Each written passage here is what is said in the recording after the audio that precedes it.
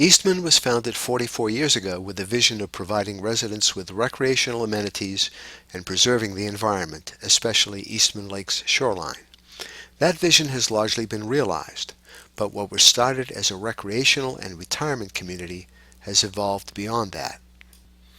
In the 1980s, there were 200 to 300 full-time residents and about 700 part-time residents, plus more than 1,000 lot owners. The vast majority of the full-time residents were retired.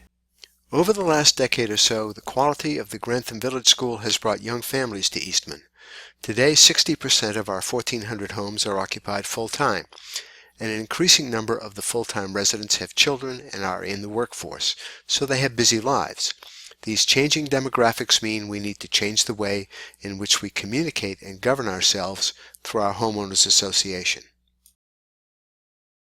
Eastman is governed under the provisions of the Declaration of Covenants and Restrictions. The covenants. All owners elect a 9-member board of directors, and each neighborhood has its own special place, a formal neighborhood association that elects representatives to an 80-member council. Governance has been reviewed by the Eastman Community Association Board and Council every few years. The latest task force completed its report in June 2016, and this video was prepared by the task force as an invitation to you to read our recommendations. 18 members with diverse views came from 11 special places. Their names are in the appendix to our report. We had 53 recommendations and conclusions, a package of interrelated changes to the covenants and to the way Eastman manages itself.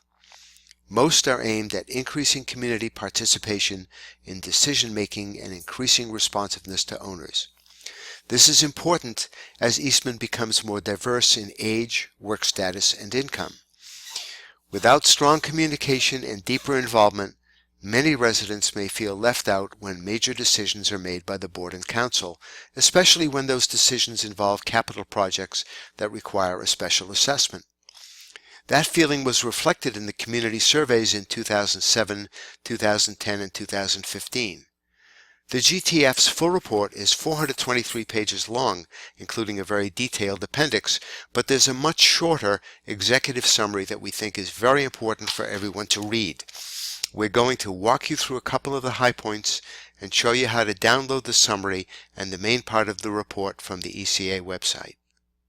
Go to the ECA website, www.eastmannh.us, and sign in. If you've never logged in before, you can create an account here. A link to the Governance Task Force report is included at the top of the page. Click on the link here to view the Governance Task Force files and scroll down to the Governance Task Force summary or to the summary and final report. You can read the document online, download it, or print it. We're going to view the summary and report online. The 53 recommendations and conclusions approved by the task force aim at 4 broad objectives. 1. Strengthen the dialogue between owners and our elected representatives. 2. Engage a broad cross-section of owners in governance. 3. Build confidence in how decisions are made. And 4. Reinforce the roles played by special places. You can find the full text of the recommendations and the logic behind each one in Appendix B of the full report, which starts on page 12. We'll take a quick look at that later in this video. The first category is strengthening the dialogue between owners and the board and council. Several of these recommendations propose technical, policy, and bylaw changes to make governance more efficient and to strengthen outreach and owner engagement through more proactive use of technology.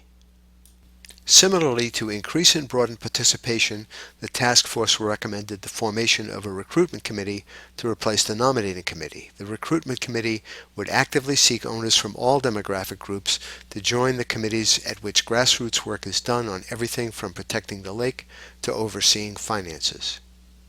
The next category proposes ways to engage owners more directly in the process that leads up to major decisions. The proposals include important changes to how committees working on significant proposals engage with owners and a recommendation that would require owners to approve any proposed improvements that would cause Eastman's debt to exceed our annual revenue. And the last category of recommendations deals with making the practices of special places more uniform and more open so that all residents will have easier access to elect and reach out to their council representatives. What's next? Many of the recommendations require a change in the covenants, and that requires approvals by the council and board with advice from owners. This process will unfold over the next couple of years and will be managed by a committee that will be formed soon. Finally, here's a quick look at the way the full report is organized. All 53 recommendations and conclusions are listed in a way that describes the issues they address, the specifics of the recommendation, and the action taken by the task force. Here's the text of a key proposal on getting input from owners. It's on page 29.